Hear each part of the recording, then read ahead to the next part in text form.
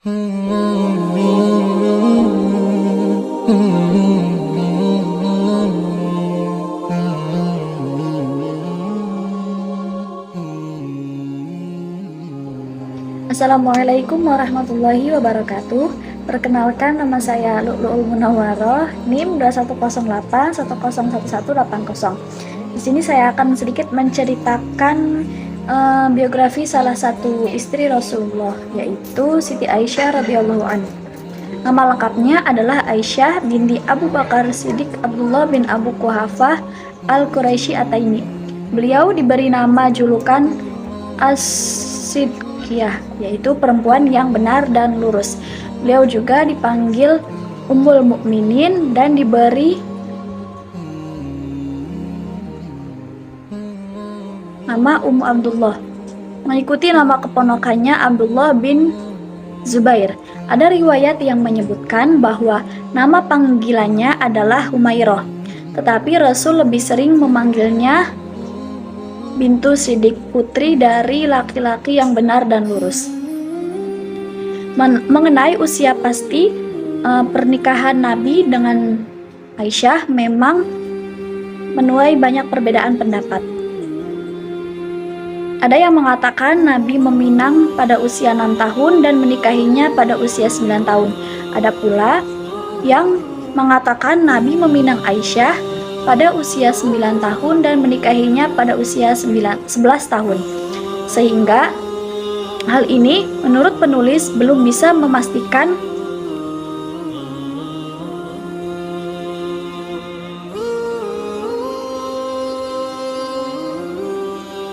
kapan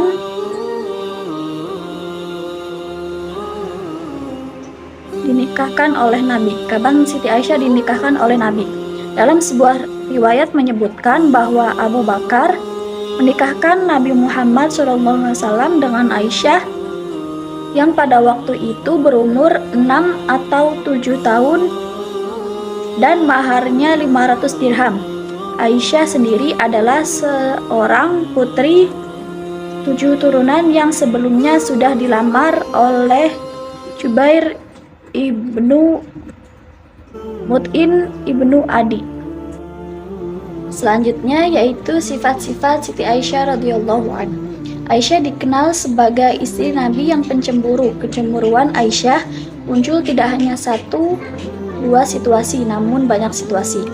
Pernah suatu malam setelah tidur dengan sang Nabi, Aisyah terbangun dan tiba-tiba tak menjumpainya sang Nabi yang tadi menemani. Hatinya curiga, setan membisikkan tipu daya dan mengira bahwa Nabi tidur dengan istri yang lain, sedangkan malam itu adalah haknya Aisyah. Ia lalu keluar, tetapi tak dijumpainya sebelum akhirnya Nabi ditemukan di dalam masjid. Atas hak tersebut Nabi memberikan penjelasan. Kau cemburu lagi Aisyah, apakah kamu khawatir Allah dan Rasul-Nya akan berbuat aniaya padamu?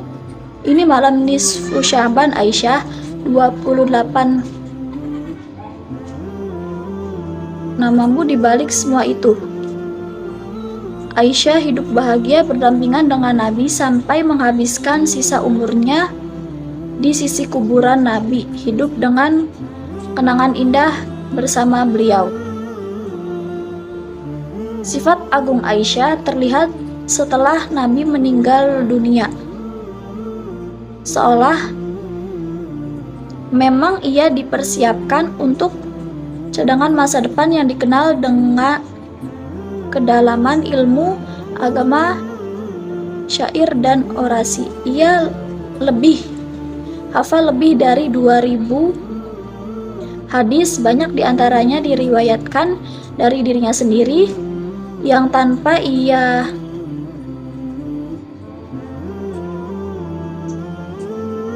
sadari hadis itu akan hilang tak terlacak.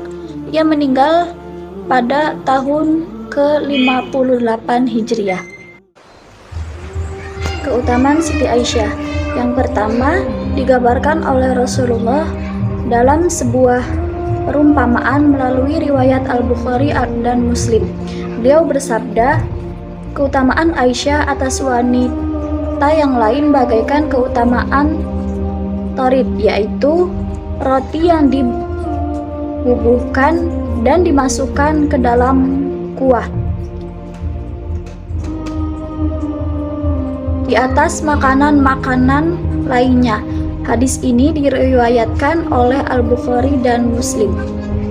Keutamaan yang kedua, Rasulullah SAW lebih mencintai Aisyah radhiyallahu an dibandingkan istri-istri beliau lainnya, sebagaimana diriwayatkan oleh Al-Bukhari dan Muslim.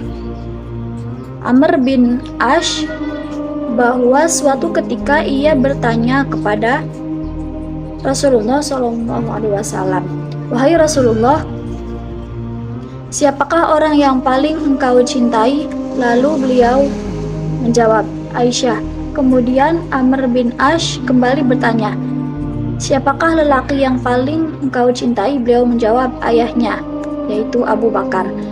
Kemudian yang ketiga, pada saat-saat terakhir sebelum wafat, atas permintaan Rasulullah, beliau tinggal di kamar Aisyah, dirawat oleh Aisyah hingga ajal menjemput. Beliau meninggal dalam pangkuan dan dekapan Aisyah. Imam Bukhari dan Muslim telah meriwayatkan darinya Aisyah, dia berkata, "Allah mewafatkan Rasulullah di mana